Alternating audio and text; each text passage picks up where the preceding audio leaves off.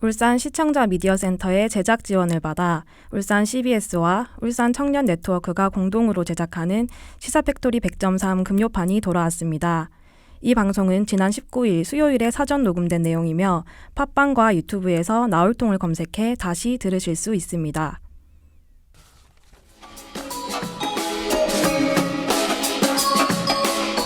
청취자 여러분 안녕하십니까? 시사팩토리 100.3 금요판과 팟캐스트 나올통 진행을 맡은 조강래입니다. 바로 어제였죠. 파업에 돌입한 의협의 요구사항 어떻게 봐야 할까라는 주제로 대한의사협회 입장 들어봤는데요. 요약해보면 정부의 4대 의료정책에 반대한다 정도가 될 것 같습니다. 네, 의무총리 엄혜빈입니다. 이 의료정책을 놓고 대한의사협회와 대한한의사협회 입장이 엇갈리고 있습니다. 어제 방송 내용과 같이 대한의사협회는 한방협약급여화, 비대면 진료 도입을 반대하고 있는데요. 이 내용들을 대한한의사협회 주장과 상반됩니다. 그 근거를 들어보면 의협의사들이 한의학을 인정하지 않고 한의사를 의료 파트너로 인정하지 않는 것 같습니다. 이동훈 변호사입니다. 지난 2월 대구 지역 중심으로 코로나19 집단 감염이 발생했죠. 방역당국은 의료 인력난으로 코로나19 진단 및 치료봉사 인력을 모집했는데 그 과정에서 보건복지부는 한의사들은 대상이 아니다 라며 한의사들을 배제한 바 있습니다. 울산 청년네트워크 회장 이승호입니다. 몇 년 전부터 논의되고 있는 한의학과 양의학의 의료 일원화. 지난 3일 대한의사협회의 최혁형 회장은 유튜브를 통해 의료 일원화에 대한 구체적인 방안을 제시했는데요. 하지만 대한의사협회 성종호 정책이사는 의료 일원화에 대해 한의학은 과학이 아니다. 의학적으로 검증된 부분만 흡수하면 된다. 냉담한 반응을 보였습니다. 안녕하세요. 완벽 정치설가 이태인입니다. 파업에 돌입한 의협의 요구사항 어떻게 봐야 할까? 어제와 같은 주제이지만 오늘은 대한한의사협회 쪽의 입장을 들어보려 합니다. 바로 어제였죠. 파업에 돌입한 의협 요구사항은 어떻게 봐야 할까라는 주제로 울산 의사회 회원과 파워 인터뷰 진행했습니다. 오늘은 반대편 이야기를 들어보기 위해 박종훈 대한한의사협회 보험이사와 전화 연결했습니다. 안녕하세요. 안녕하세요. 박종훈입니다. 네, 이사님 안녕하세요. 먼저 시사팩토리 청취자들께 간단한 소개와 인사 부탁드리겠습니다. 네, 저는 대한한의사협회에서 일하고 있는 박종훈이라고 합니다. 저는 최근 건정심을 통과한 첩약 건강보험 시범사업 추진 업무를 담당했습니다. 네. 그럼 첫 번째 질문 하겠습니다. 이사님, 수도권 중심으로 코로나19 확진자가 급증하면서 지난 8월 16일 정부는 서울과 경기 지역의 사회적 거리 두기를 2단계로 격상한다고 발표했습니다. 코로나19가 2차 대유행 조짐을 보이면서 전 국민이 다시 불안에 떨고 있는데요. 현재 민간 의료 인력뿐 아니라 공중보건의와 군의관까지 동원했지만 장기화된 코로나 사태 앞에서 의료 인력이 턱없이 부족한 상황입니다. 과거 사스, 메르스, 코로나 등 계속되는 감염병 유행 때마다 의료 인력이 부족 사태가 벌어져 왔는데요. 이와 관련해 반복되는 사태 해결책이 필요하다는 공감대가 사회 전반에 형성되었습니다. 의료 인력 부족 사태 어떻게 해결해야 된다고 보십니까?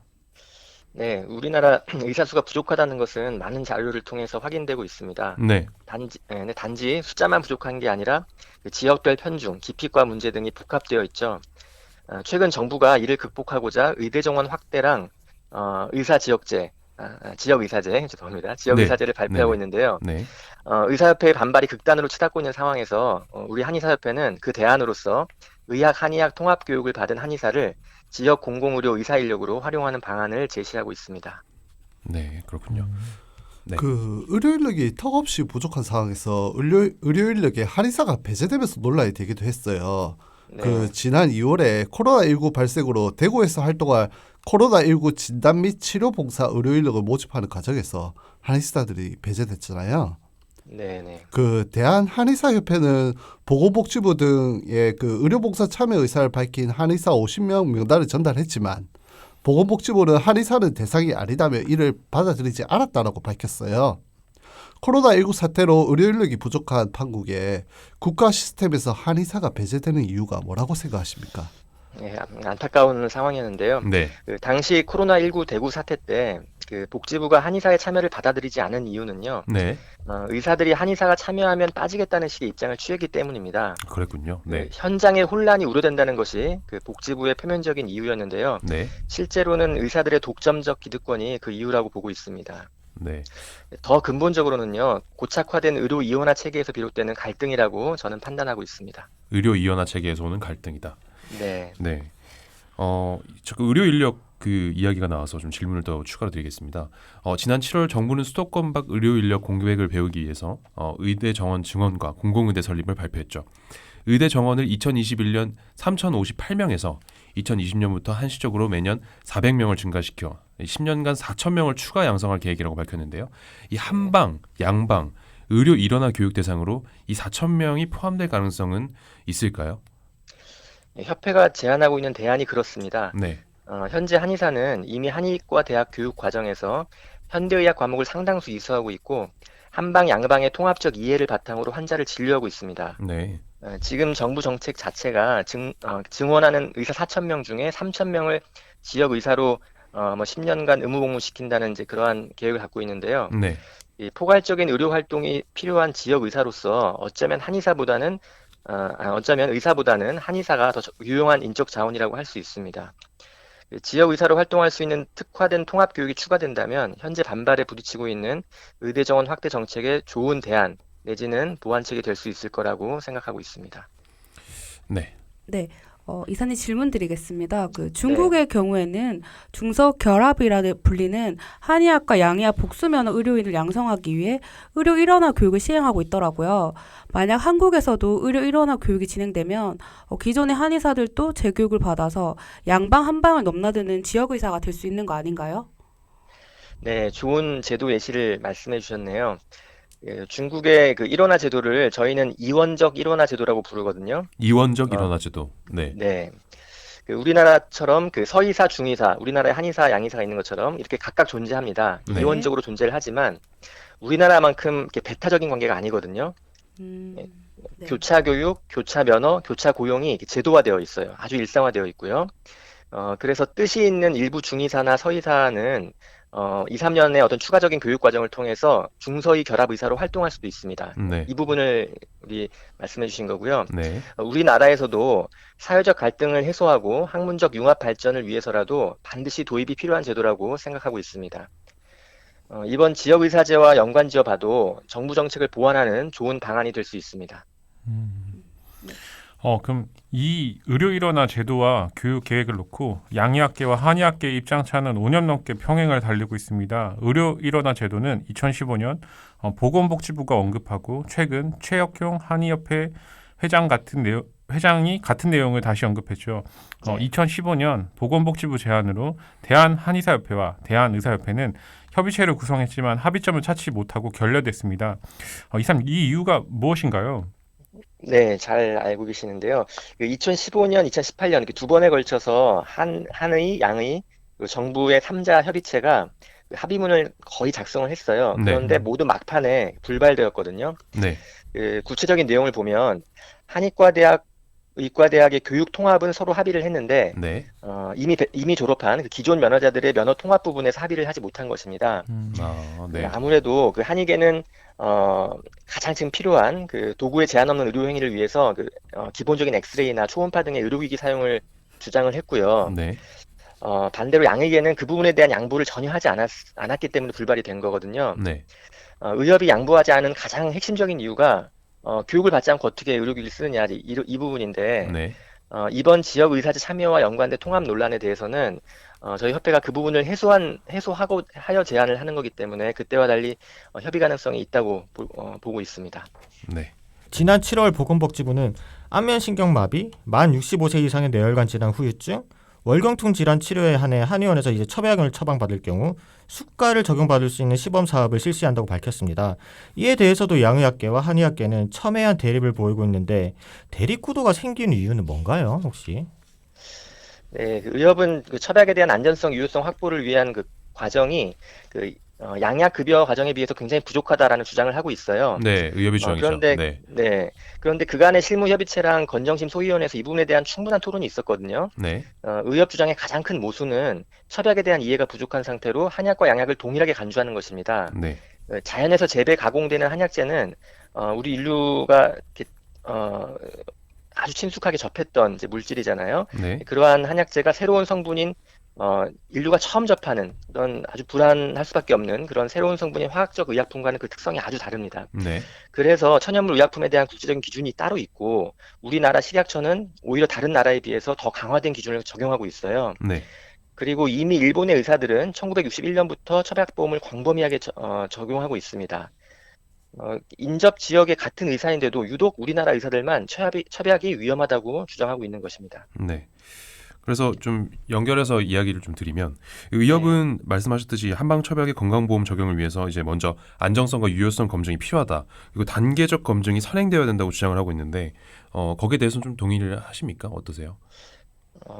앞서 말씀드린 대로 네네. 한약에 대한 안전성은 국제적인 기준 이상으로 검증되어 있거든요. 네. 우리나라는 HGMP라고 해서 식약처 인증을 통과한 규격 한약재만 사용해야 되고요. 네. 또 유효성에 대한 부분을 추가로 말씀드리면 그 환자 상태에 따라 다양한 한약재의 조합으로 처방이 구성되기 때문에 그 네. 결과물이 수만 가지로 나올 수 있는 게 이 첩약 진료의 특성이에요. 네.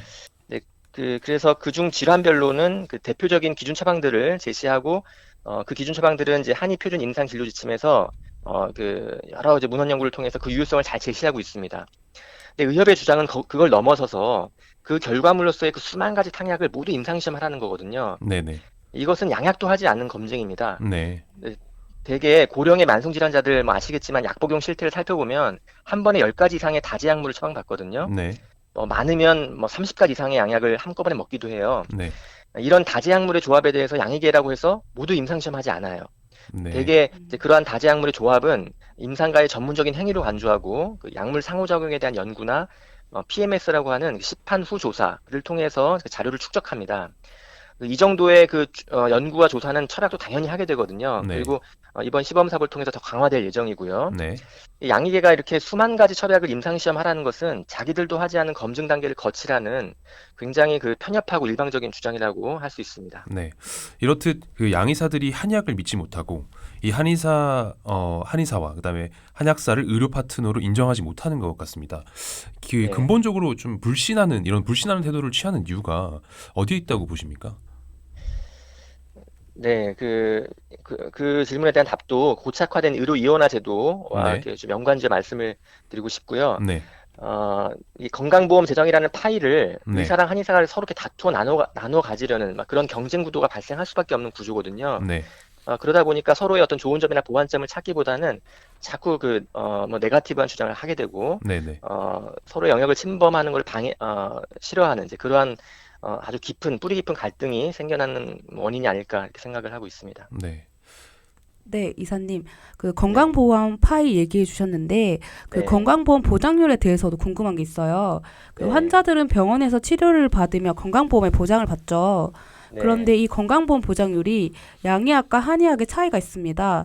전체 건강보험 보장률이 63.8%에 비해 한방병원과 한의원에서의 건강보험 보장률은 각각 34.9%, 52.7%로 현저히 낮은 수치예요.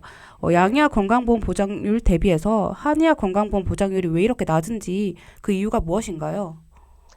네, 아까도 말씀드렸듯이 이제 같은 환자군을 대상으로 의사, 한의사가 서로 다투어 가져가려는 어떤 경쟁 구도가 발생하는 거거든요. 결국 어떤 배타적인 면허 범위를 설정해 놓고 고착화된 의료 이원화 제도에서 기인한 문제라고 봐야 되고요. 네. 그리고 그 대립 구도가 굉장히 기울어져 있죠. 독점적인 기득권을 가진 양의계가 한의학 치료의 건강보험 진입을 강하게 막으려 하는 그 결과라고 보시면 됩니다. 결과라고 할 수가 있습니다. 네. 최근에 그 추나요법이나 그 첩약 건강보험 과정에서도 극렬하게 그 양의계는 반발을 했거든요. 네. 그러한 상황을 보더라도 이해하실 수 있을 것 같습니다. 네. 이 한약의 건강보험 보장률이 낮은 것에 대해서는 이 환자 입장에서는 보편적인 의료 혜택을 제공받을 이 기회를 박탈당한다는 느낌을 지울 수가 없을 것 같은데요. 이에 대해서는 또 어떻게 생각하시나요? 네, 동감하고요. 네. 한의사 수는 의사랑 한의사 수를 합친 전체 숫자의 17%나 차지하고 있거든요. 네, 17%. 그런데 전체 건강보험 진료비의 4% 정도만 한의가 차지하고 있어요. 그만큼 기울어져 있는 것이고 국민들의 진료 선택권 보장을 위해서라도 한의학 치료의 건강보험 보장률은 더욱 높여야 한다고 생각하고 있습니다. 네. 네, 그 대한의사협회에서는 발표한 그 4대학 의료 정책 중에 비대면 진료 육성 정책이 있습니다. 대한한의사협회가 4대학 중 하나인 비대면 진료를 진행했죠. 진료받은 네. 시민들 사이에서 코로나19 한의진료 전화상담센터가 있었는데요. 반응이 어땠나요? 저희 청취자들께 그 전화상담센터에 그 어떻게 운영됐는지 한번 좀 설명 좀 해주시겠습니까? 네. 격리랑 입원 조치만 받고 있는 상태에서 의사 수가 부족하고 또 검증된 치료가 없기 때문에 아무 치료를 받지 못하는 경우가 많았거든요. 네. 그런 환자들한테 이제 한의사의 비대면 진료가 큰 호응을 받을 수밖에 없었습니다. 네. 주기적인 경과 관찰을 해드리고 상담을 하는 것만으로도 환자들은 크게 도움을 받았고요. 네. 다양한 한약 치료를 통해서 급성기 호흡기 증상을 효과적으로 조절할 수 있었습니다. 네. 코로나19 한의진료 전화상담센터를 운영하면서 3가지 주목했던 점이 있는데요. 네. 첫째는 그 센터가 설치된 대구뿐만 아니라 경상북도의 영천, 구미, 김천, 안동 등 다양한 지역에서 치료가 가능했던 점입니다. 네. 둘째로 환자가 자택에 있던 생활치료센터에 있던 입원해 있던 치료 위치가 자꾸 변하잖아요. 그 그렇죠. 과정에 따라. 네. 네. 그럼에도 불구하고 지속적인 진료가 가능했다는 장점이 있었고요. 네. 세 번째로는 자가 격리 중인 위중한 환자를 가려내어 그 상급병원으로 보내는 역할도 했었습니다. 네. 저는 이 세 번째가 중요하다고 보는데요. 팬데믹 상황에서의 의료 공백을 비대면 진료가 보완할 수 있다는 것을 시사하는 점이라고 말할 수 있습니다. 네. 그 비대면 진료 다른 표현으로는 원격 진료라고 하기도 하는데 코로나19 상황이 꼭 아니더라도 앞으로 계속 필요하다고 보시나요? 네, 그렇습니다. 이게 특히 만성 질환자들에게 더욱 필요하다고 보는데요. 네. 대개 의료인들이 원격 진료를 말하면 대형 자본 쏠림을 가장 우려하잖아요. 저는 그 부분을 통제하면서 그 만성 질환자의 1차 의료에 국한하여 진행하는 것이 좋다고 생각합니다. 네. 대면 진료를 기본으로 하되 부족한 부분을 보완하는 식의 그 비대면 진료는 단점보다는 장점이 훨씬 크다고 생각하고 있습니다. 네. 아까 좀 비대면 진료 사례를 좀 간단하게 말씀해 주셨는데 그 좀 기억에 남는 사례들이 있을까요? 왜냐하면 이 한의학의 경우에도 이제 위급한 상황이 좀 있었을 텐데 그런 것들이 비대면 네. 진료의 상황에서 좀 어떤 도움이 되는 사례라든지 그런 것들이 좀 그렇죠. 예. 있었을까요? 좀 네. 대면 진료에 비하면 분명히 어떤 단점, 한계점이 있겠지만 네, 네. 어차피 대면 진료를 못하는 상황에 그런 환자가 진료소까지 찾아가서 이게 내가 지금 약간 증상이 좀 있는 것 같은데 좀 네. 어떠냐라고 했을 때 굉장히 우왕좌왕하고 그 보건소의 어떤 의료진도 정확하게 해치지 못하는 상황에서 네. 오히려 전화로 면밀하게 통화를 하면서 한의사들이 이 부분은 그 위중한 사인이다라고 판단을 해서 그 구급차를 불러서까지 그 상급병원으로 이렇게 보내드린 이제 사례가 있었거든요. 네, 네. 그런 것만 보더라도 어떤 의료 공백을 그 비대면 진료가 보완하는 좋은 사례라고 말할 수가 네. 있습니다. 개인적으로 박정훈 이사님께서 좀 운영하면서 이렇게 좀 운영하는 걸 보면서 좀 개인적으로 네. 좀 뿌듯했다, 좀 미담이다 이런 사례들이 좀 있을까요? 네. 일단 당시에는 워낙에 이제 급진적으로 네. 감염병이 확산되던 시기였기 때문에 네, 환자들이 굉장히 불안해했고, 그렇죠. 네. 또 뭐 가족들과 격리되는 문제, 그리고 자녀분과 떨어지는 문제 이런 것들에 대해서 굉장히 심리적인 또 불안, 우울을 많이 호소하기도 하였거든요. 네, 네. 그러한 부분들은 국가보건의료체계에서 정말 다루기가 힘든 상황이었어요. 그런데 이제 이 비대면 진료가 또 진료라는 목적도 있지만 자연스럽게 수반되는 그러한 심리적인 위안 때문에 굉장히 호응이 컸다는 것을 확인하였고요. 네.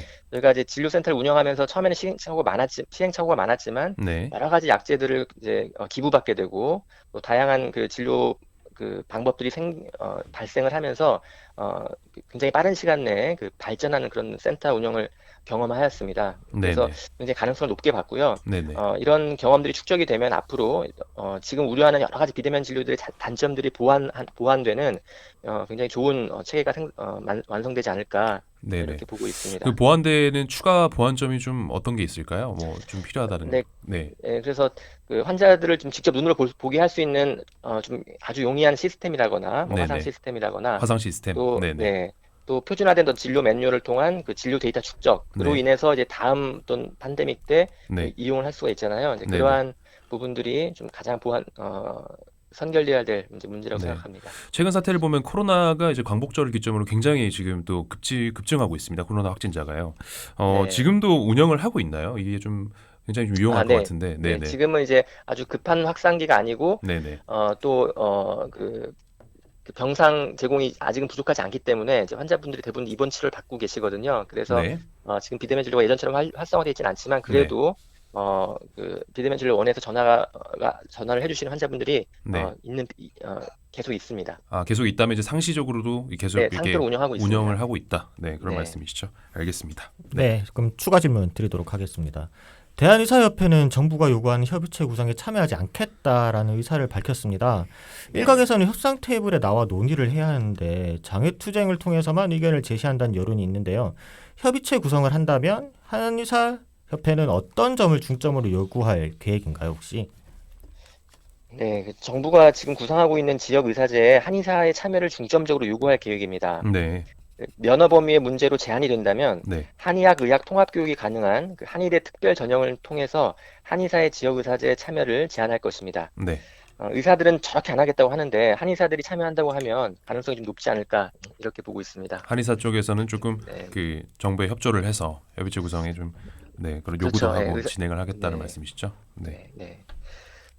제가 그 어떤 의료 통합 이게 지금 지역 의사제 한의사 참여한다는 그 문제이긴 하지만 이게 의료 통합과 연관이 되어 있거든요. 네. 왜냐하면 이제 지역 의사가 포괄적으로 의료기기의 제한을 받지 않고 그 보편적인 의료를 시행하려면 한의사의 제한된 면허만으로는 어려운 부분이 있을 거예요. 정부가 그 부분을 또 우려하는 거고요. 네. 그래서 저희가 이 지역 의사제 참여를 제한하면서 의료 통합 제도를 말을 할 수밖에 없는 거거든요. 네.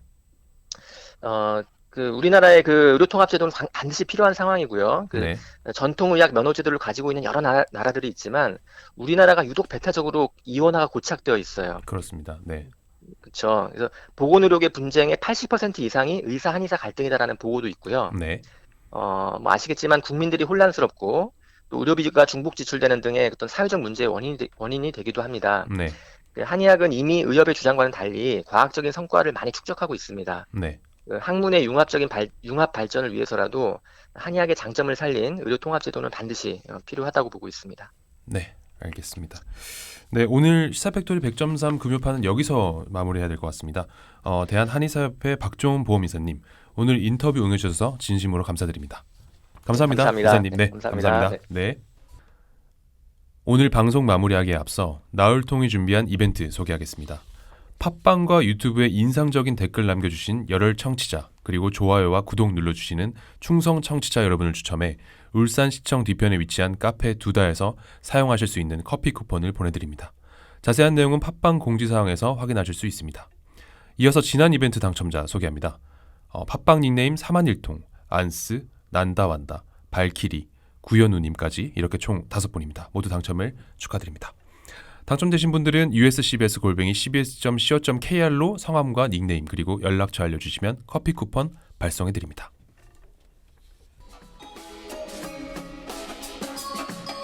시사팩토리 100.3 금요판은 여기서 마무리하겠습니다. 지금까지 기술의 이창수 엔지니어, 음악의 길기판, 진행의 조강래, 이동훈, 엄효빈, 이승우, 이태인, 조연출의 엄유미, 연출의 김성광이었습니다.